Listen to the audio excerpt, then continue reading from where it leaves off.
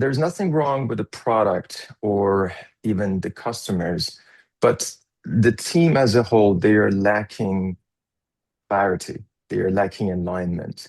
Mm, Some of the team members in the leadership team, they have busy environment. And you can mhm. quickly understand by just going to their work environment and look around. Welcome back to the Perpetual Growth Podcast, the show where we explore the strategies, insights, and stories that help you to grow your business, strengthen relationships, and elevate your life.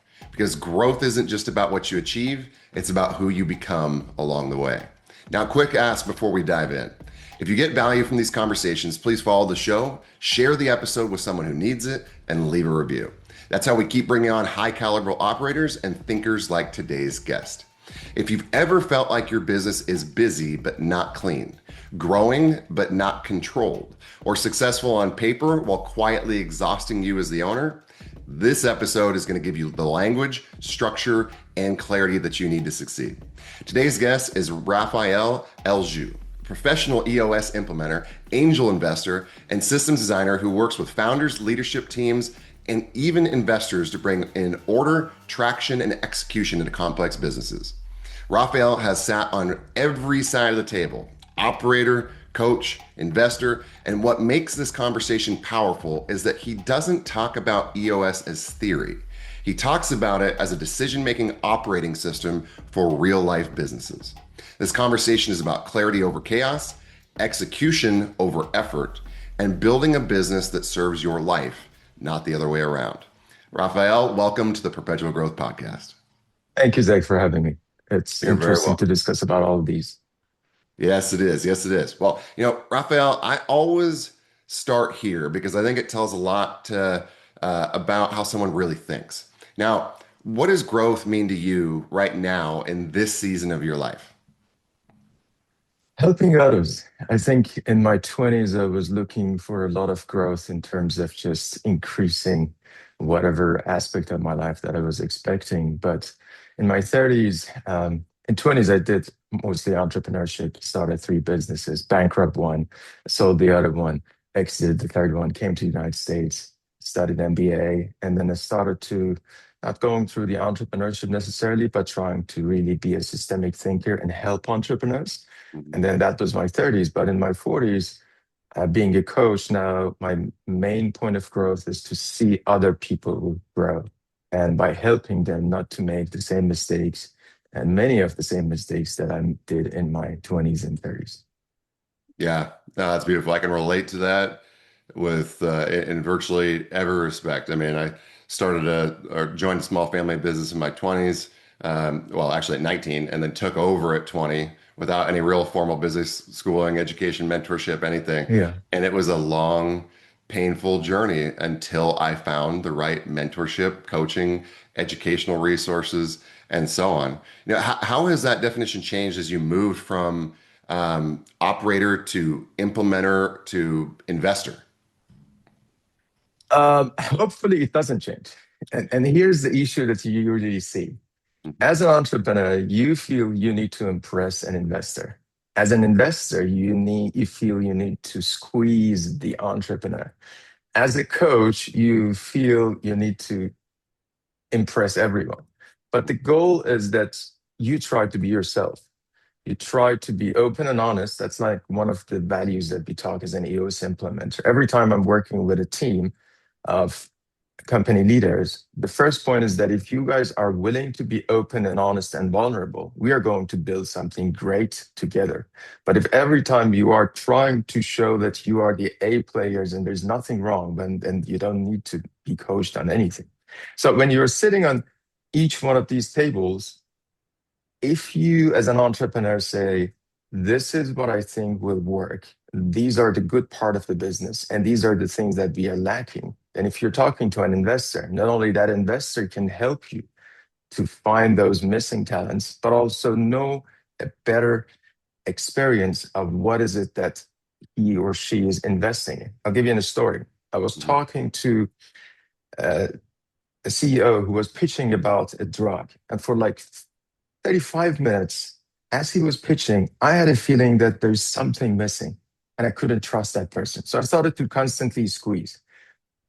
And eventually we come up to this conclusion that the drug that he had at that point in time, based on the sequence of activities that needs to happen for that drug to be successful, it was in its 20% success rate statistically right now at that point. 2 years later, it could be at 80%. But he was trying to somehow hide that fact that it's 20% success rate. And then I asked him that, who is that drug good for? It was a kind of drug that would give you longevity. So my Mhm. next point was that I think you actually need to go and talk with people above 60 years old who have enough money that they are willing to waste if even this drug will be a total failure, but they are willing to bet on something that has 20% success rate because the value for them could be we can live 10 more years. But if you are never open and honest, all the investors in front of you, they feel you're hiding something and they never invest. Because we are sitting on this side of the table, always assuming that there is something shady or covered and we need to squeeze. But if you're always open and honest, we can have a more meaningful discussion. On the other side of the table, on the investor side, sometimes that's most of the times, it's like the business of VCs is a greedy business and they try, we try, hopefully I don't, but we always try to get the most out of the deal, right? But if you think about instead of being a shark and assuming that you are one of the shark in Shark Tank, if you go with this mindset of a shepherd and think that I'm helping this person, and if this person is successful, he is going to come back with more opportunity for success and he will come back to me. Or he will go and bring many other sheep to a shepherd because I'm here to help you grow and together we grow. Mm. And as a coach, Man. that's exactly the same mentality. As a coach, it's even higher ground because I am not looking at my own success. The only way I can be successful is that bend down and wash their feet. That I'm Christian. That's what I love about the story of Christ. In Mhm. the story of Christ, whether you're Christian or not, in the story, in that narrative, Christ is God. And you see this beautiful picture of God going down in the last night, washing disciples' feet, something that is absolutely strange for a Lord and a teacher to does with his students. Mhm. Absolutely. I mean, it's such a beautiful metaphor and truth and reality in biblical terms. I mean, and there's several really critical takeaways from that, what you just shared. And I hope the audience caught on to all of these things because, I think in any aspect of business, our ultimate outcome should be to serve. People find resistance in sales, right? They don't want to have to sell somebody, but we're selling people all day, every day. And as long as you're selling something that actually transforms their lives for the better, then Mhm. there should be no guilt. There should be absolute desire, passion, and conviction in the process. If we are there to serve, if we are there for the right reasons, if we're developing a product or service that makes people's lives better in some way, by all means, you should be screaming that thing from the hilltops. Another thing I heard from you is the elements of leadership. One of my core tenets when I'm building or developing any teams is leaders create more leaders. And we all lead more effectively by what we do than what we say. There also has to be continuity and alignment on both those ends. And I think that example from the Bible of Jesus getting down on his knees and washing the disciples' feet is a great example of both humility and taking action. We hear it so often in more conventional business terms today of, the owner's got to be willing to take out the trash, or we all do, right?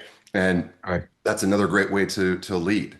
And then another really important piece that I heard from that is, you and I were chatting before the show, and we were talking about the power of vulnerability, which another way we could say that is also transparency.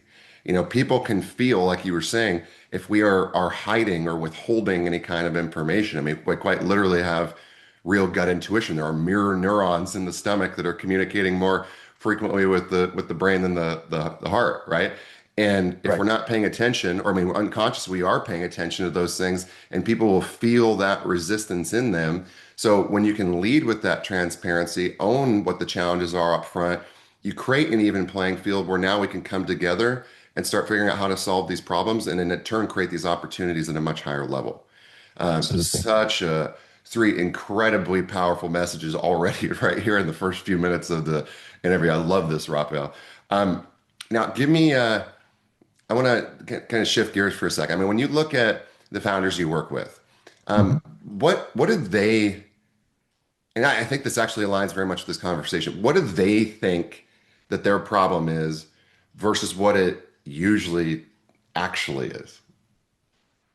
Oh, that's a good question. And most of the time, maybe 50% of the time, it's really a different issue. I'll give you an example. You might think that you have a problem with the investors. For example, investors, I don't find the right investors to invest in my product or in my service. But the reality is the service or product that you are thinking are really valuable, they are not valuable for the society as a whole. And I always try to help the entrepreneurs to really boil it down to a village of 100 people. Because when we are working in a society of millions, it's a noisy environment. But when you boil it down to a village of 100 people, things get way easier. And I will start with this terminology. Think of it as a society as a village of 100 people. And one person makes bread, the other person hunts, the other person is a soldier, and we all have specific things to do. And then you suddenly come up with this idea that, hey, I'm going to create this bison for everyone. There is a very good chance in a society of hundreds that they say, I don't need this.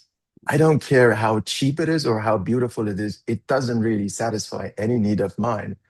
Why should we invest? And why should we go and work and let you just spend your time and resources that is a shared time and resources and something that is not useless? So many times I see entrepreneurs who are really focused on creating something because they think that is really useful for them, but it's not really useful for the society. That's one aspect. And I have a story on that. I'm going to tell that story. Let me just first tell that story and go to the other one. In my 20s, uh, have you read the Robert Kiyosaki book, Rich Yes, of Dad course. Poor Dad? So, Yes, yes. so I read that book, and back in the day, in that time, I was a civil engineer.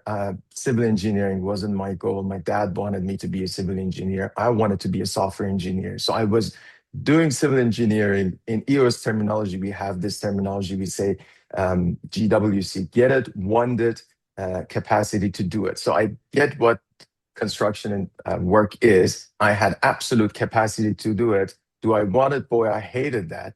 And I was in the construction world every day, and I really hated what I was doing. Inside of me was entrepreneurship and all of that. And I was reading this book of um, Rich Dad Poor Dad. I got to the last page, 10:30 p.m. I needed to go to the construction job tomorrow. And the last page, it was talking about the game, the cash flow game, cash flow 101, if I don't make a mistake. And I felt I can bring this game here and really make a product out of it. So I bought a game, brought it to Iran. Back in the day, I was living in Iran, and I started to produce the game, something similar with the same strategy and kind of like a board game. And I went out and I wanted to sell the game. Well, guess what? Really, in Iran, we don't have the culture of board games like United States. Board game in itself, it's the kind of culture that has a community, people get together. I had a product from Iranian perspective was designed for kids, but it was not a kids game. It was a product that was designed for above 20 and 30. So I had something that was really valuable from my perspective, but nobody would buy. And what are you going to do? So I ended up, after like a couple months of failures and having few boxes, I ended up creating full day workshops about education and about financial education, financial literacy, and all of that. And that was actually successful because people were interested in those workshops. And through those workshops, I could also sell these boxes and everyone were happy. But I need to make a huge pivot and a very hard lesson to understand that this is the issue that I'm trying to resolve, not just necessarily sending them a game. The other Oh, I want side to of I go, want to pause you right there, Raphael, and then we'll continue on that thread. So yeah, please keep that next thought in mind. This is again so very important. And there's two really big takeaways to take away from that. So many entrepreneurs fall in love with their product or service. What they need to fall in love with is their ideal client. You know, it's very easy to become enamored with the idea that we think is great. But if it's not a product that our ideal audience commands or demands, then it's going to be an irrelevant point. I mean, there's nothing dumber than running the wrong direction enthusiastically. Yeah, so you did something really wise in that pivot. Now, there's another opportunity in that too, which is maybe it's the right product, but the wrong market. So we could take that product, we can pivot. That's a very appropriate and necessary thing to be able to do. We could also take that same product and apply it to a different place. Because like you said, it's just that particular culture that doesn't leverage those things, but there are others that do.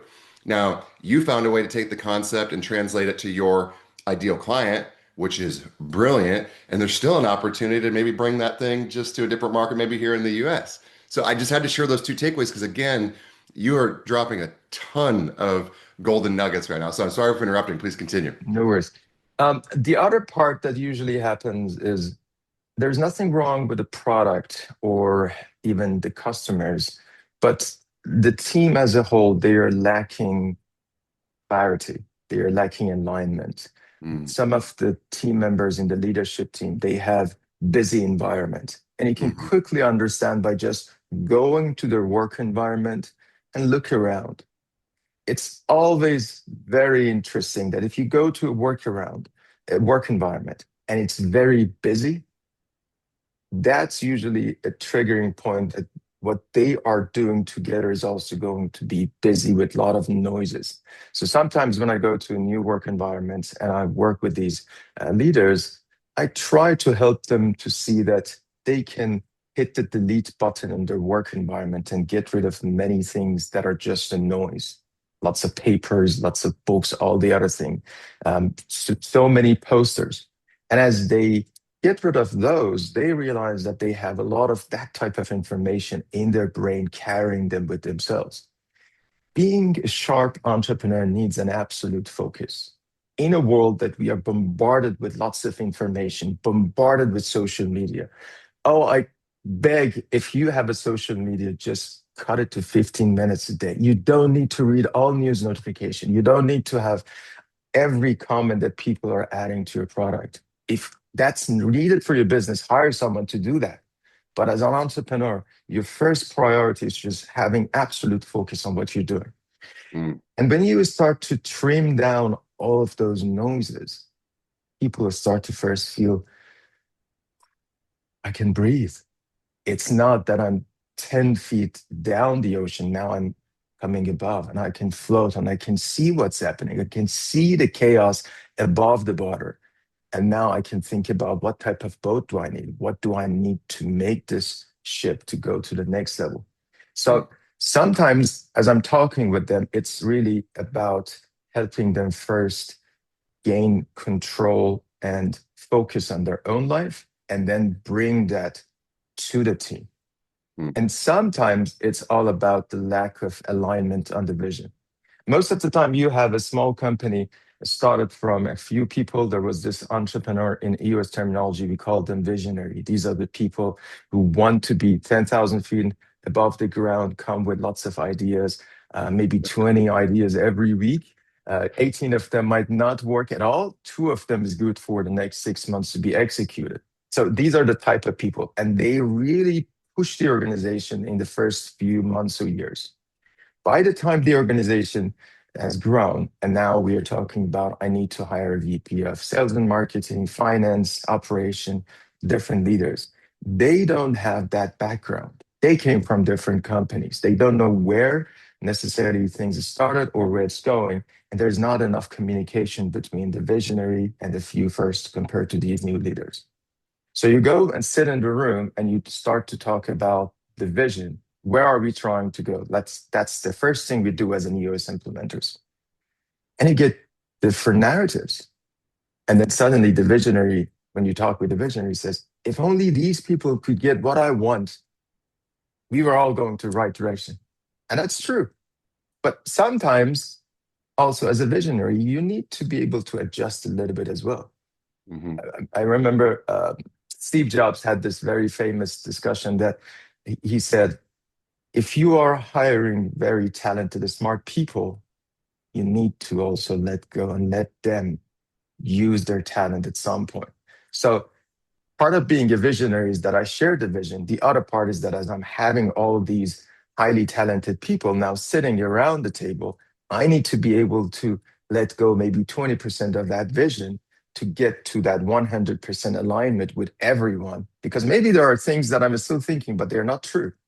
But once we all have that alignment, then then it's easy. It's just about, okay, what are we going to do 3 years from now, 1 year from now, every quarter, and let's do that. We define 90-day priorities. We call them rocks because rocks. We can get to that story, but it comes from the story of a cylinder having rocks and pebbles and sand and water, and you don't want to go from water to rock. You want to do from rock to water, so everything fits nicely. So, getting back to that story, we define the clear alignment of the vision, and then everything else is just an execution. Mm.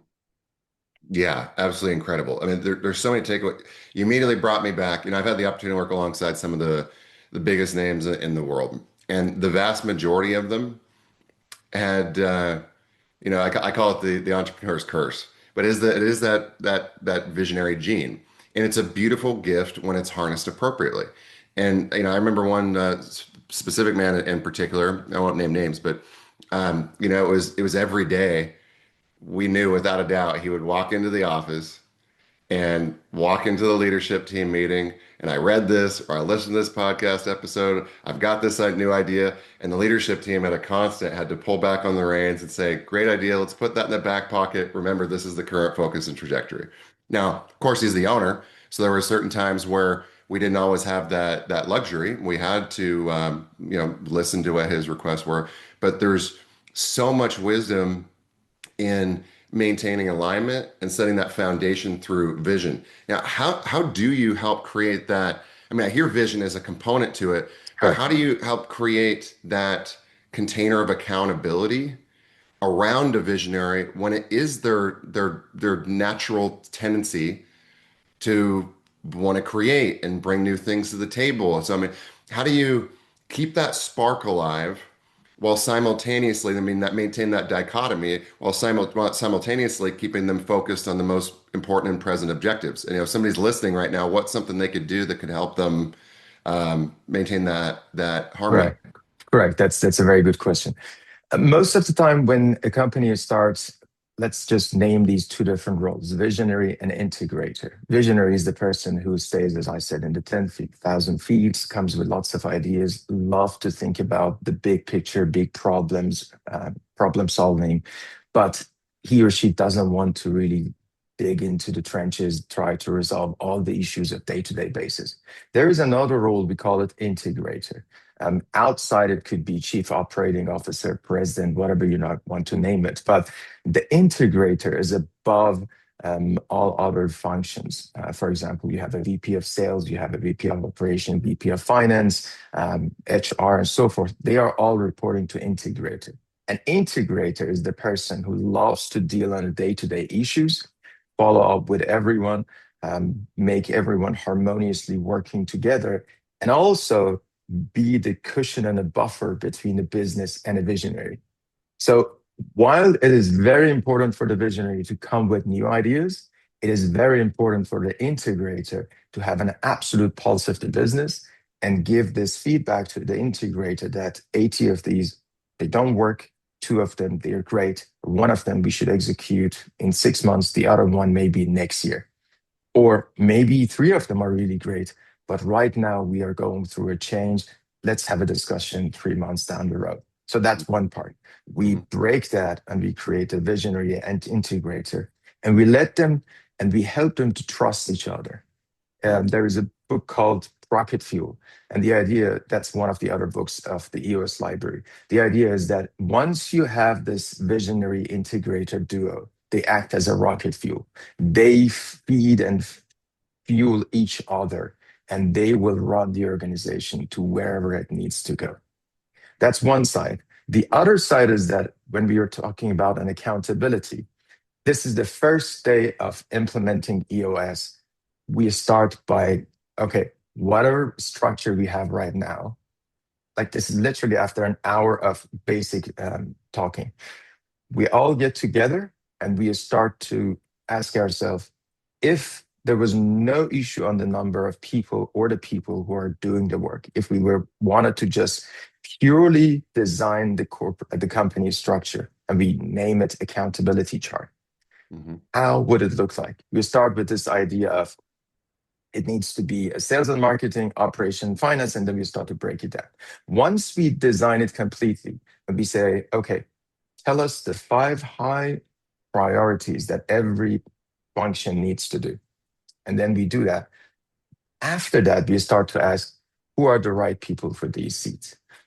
And we start to just respond that does that person get it? Want it have capacity to do that? And eventually you get to the point that it could be a person sitting on a seat and say, I don't think that person is really the right person for this seat and need to change. Eventually we get to the point that right people are sitting in the right seat. That's layer number 1 of accountability. The layer 2 is that by making everything very visual, by creating scorecards and creating measurables for each one of these seats. Because now, if I know exactly what are my top 5 priorities that I need to do, these are top 5 things that I need to do sitting on this seat. And then if there is a clear way to measure that, then as an owner, I don't need to have discussions or go to my business every day or just knock at people's desk and see, hey, what's happening? Are you doing? Or God forbid, just micromanaging and have a lot of oversight. But numbers will tell me if people are doing what they're supposed to do on a weekly basis. If I want to have a full contract by the end of the month, we do this concept of get what you want. How many new clients do I need to just have a discussion in week 1? Maybe 10. How many of those will go to the next step, and next step, and next step, eventually until to get 1 client? So every week, I'm expecting Zach to have 10 new discussions because I know at the end of the month, I want to have 1 new client. Yeah. There's, again, so much wisdom in what you just shared. Because, if I had to sum it down to one word, what I hear is objectivity. Because in leadership roles, it's very easy to make subjective judgments. But when we have a clear target, and then we have the key performance indicators that we can objectively measure because numbers don't lie, and the critical actions that drive us toward those specific outcomes, now we can objectively analyze, are we staying on track and moving toward the specific outcome? Really, really important. And it's sometimes the simplest sounds so trite, but it's true. It's the things that people overlook the most. I want to pause here for a second because what you just said is so important. A lot of entrepreneurs listening right now are thinking, yeah, but I just need better people, or, I just need to sell more. But what you're really pointing to is something deeper. Execution without alignment is just movement for the sake of moving. So, let me ask you this. What does EOS actually fix that founders don't realize is broken? Starting from vision all the way to the traction. So we talked about the vision. I don't want to go through there again. But once we align on the vision, then we go to the traction. And the traction part, we do it in 2 parts.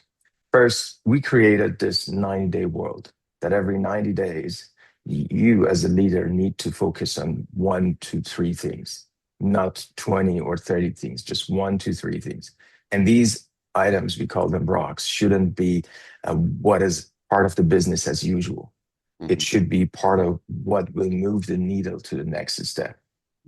And then from that 90-day world, we have a concept called level 10 meeting, that if you go through this agenda, your meeting quality will be like 10 out of 10.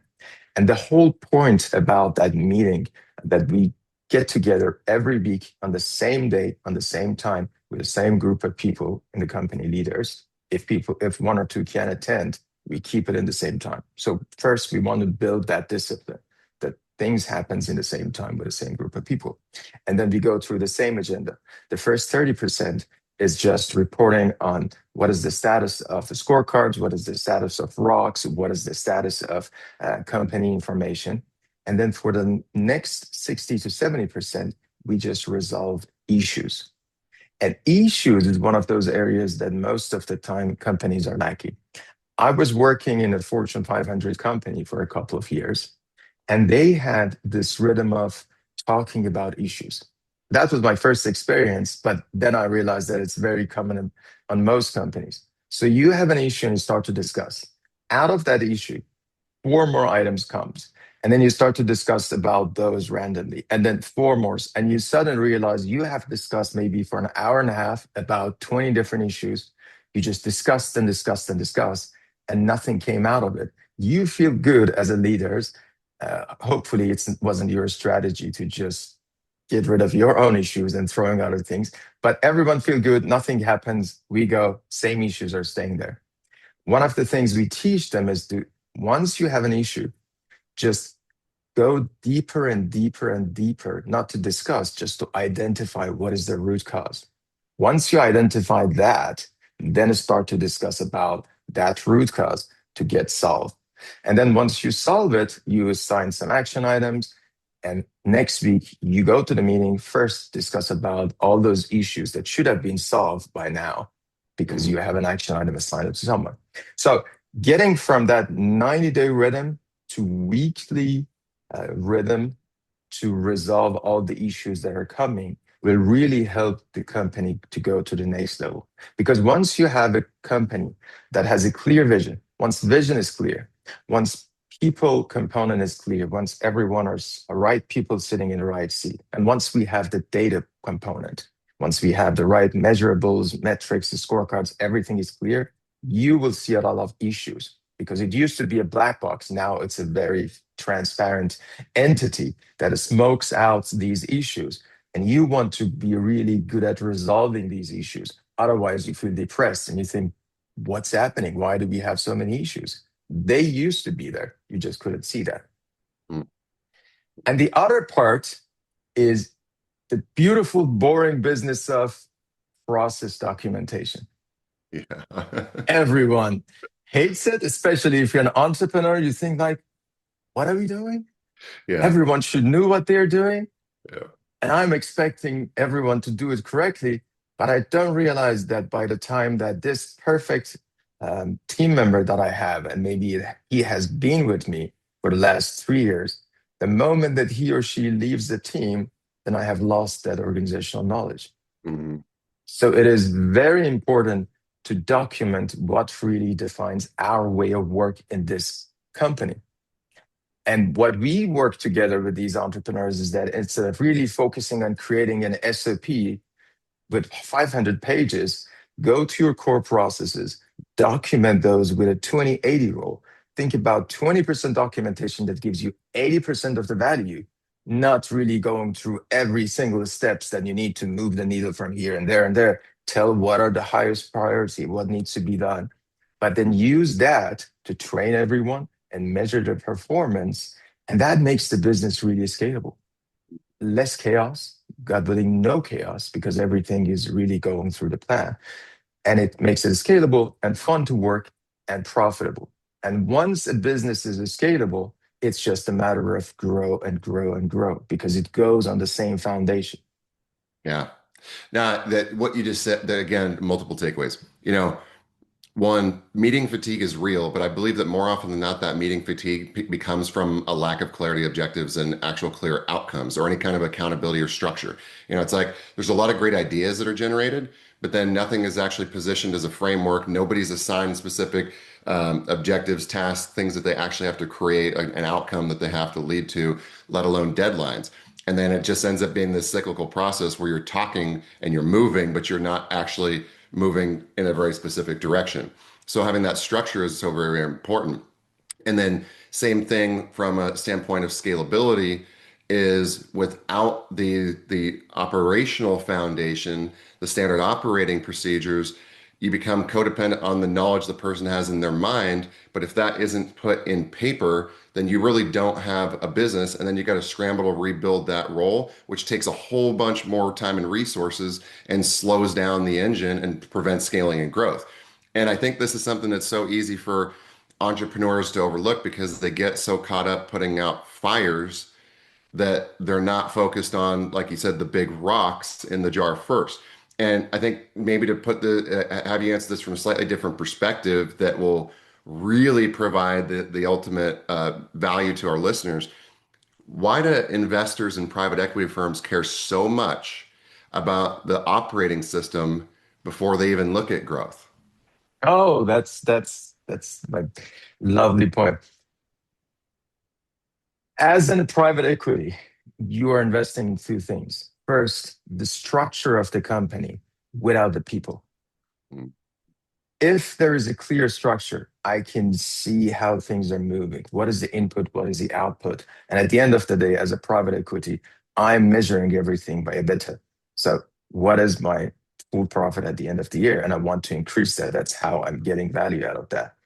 If there is no clear operating system, then there is not a good chance that I can improve this because this is a chaotic structure. And when that happens, most of the time you have some key figures in the business who are running the business. And if they leave, then that whole business will crumble down because of the lack of the leadership. So, first thing first, if I'm buying something, I want to make sure that if I'm buying it, it's as stable as a system, not it's consistent of a group of people necessarily. And then I will look at the company leadership, the type of people that are working on this system, and if they would like to continue to work with me, or if I want to change some of them and integrate even with some other businesses, if it's integratable. The other part that I'm personally right now working with lots of family offices and private equities and some other implementers are doing the same thing is to help these private equity firms and family offices be able to see the value of having the consistent operating system across their portfolio of companies. If you have 10 different companies with 10 different leadership operatings, they are not talking the same language. So you go as a business owner, as an owner of these portfolio companies, and you go and sit on each one of these companies and you scratch your head and say, uh, what are we talking now? Because every company is now managed differently and you have a very hard time. While if you apply the same thing in every one of these, it will become like Lego pieces. Lego pieces are different, but they all use the same foundation. And that's why you can build beautiful building using these Lego pieces. mm. Yeah, that's absolutely incredible and very, very profound. Now, as we wrap up today's episode, I want to crystallize this into a few takeaways. One, clarity beats charisma. Great leaders don't win because they motivate harder. They win because they remove confusion. Second, traction is engineered, it's not hoped for. If Amen. execution depends on memory, energy, or mood, it's not a system. And the third piece, a healthy business gives energy back to the owner. If your company is only taking from you, something structural is broken. Now, Rafael, I want this to land at a deeper level. Years from now, when you look back at your work, and not just the companies you've helped, but the leaders you've shaped, what do you hope they say changed for them because they cross paths with you? Um, Two things. One is what I've learned from, again, I'm Christian, and whatever I do in EOS, when we are working with people about core focus, we break it into two things. What is your passion, purpose, or mission? And the other part is what is your niche? My passion every day when I'm waking up is that people can see the character of Jesus Christ, God in flesh, through my action and what I've learned out of Bible. And the main thing that I've learned out of reading the Bible, walking my faith, doing my business is that the more we get rid of pride and the more we become humble, the more we grow. And this is a sentence coming out of a mouth who was abundantly proud. Like I was proud in a way that God broke my pride in like 10 years. The best years of my life was 15 months. I was doing Uber and DoorDash when I came out of MBA school for 15 months. Wow. And that 15 months helped me to understand there's no difference between a CEO or someone who's doing janitorial. And I really mean there's no difference. They have 8 hours of work. They have certain disciplines and skills. And at the end of the day, they deliver the result. They go home to support their family. Mm. And as a leader, my hope is that as we are building these big, beautiful structures, we really support those people who might not have the same talent or skills that we have. Zach, I didn't do anything with my face, with my feature, with even my brain, the level of smartness that I have. Yes, I improved it, but I Sure. came to this world with certain basic things like, what am I going to do with all that I have to support the others who don't have maybe the things that I have? And at some point, I'm a little bit afraid of the future of society that we are building using the AI and these technologies. I'm afraid that we don't get to the world of abundance, but we get to the point of a lot of segregation, that we get to the society that we have it, maybe 10% of society that they're leveraging all these resources. And then there is another 90% of society who are obsolete and they really don't know how to fit. And it's a big challenge that is coming towards us, and it's coming towards us really fast. And we need to think about what we are going to do with that. Yes. Very, very insightful and wise perspective. I mean, we all need to be mindful of both the potential strengths and pitfalls of what these technologies are going to do and the impacts they're going to have on our lives. Anticipation is a superpower. Rafael, this was a powerful conversation. Thank you for the clarity, the conviction, and the way that you approach leadership with both structure and humility. For everyone listening, if today's episode resonated, here's a simple next step. Reach out to Rafael and explore whether EOS is the right operating system for your business now, not someday. And if this conversation gave you language for something you've been feeling but couldn't quite articulate, share this episode with another founder who's carrying more weight than they should. Rafael, thanks again so much for being here. Where is the best place that our listeners can reach out to you on any of the three parallels, from investor to EOS systems and integration, coaching, development in any regard? Yeah, you can reach out to me on LinkedIn, Rafael Eljou. I haven't seen that many Rafael Eljous on LinkedIn, so I can be easily found. And also, if you search for Rafael Eljou EOS, you get to my website on the EOS side, and we can have a discussion over there. And thank you, Zach, for having me. I enjoyed our discussion. I did it as well. Thank you so much, my friend. And to everyone listening, remember, growth doesn't happen by chance, it happens by choice. We'll see you in the next episode of the Perpetual Growth Podcast.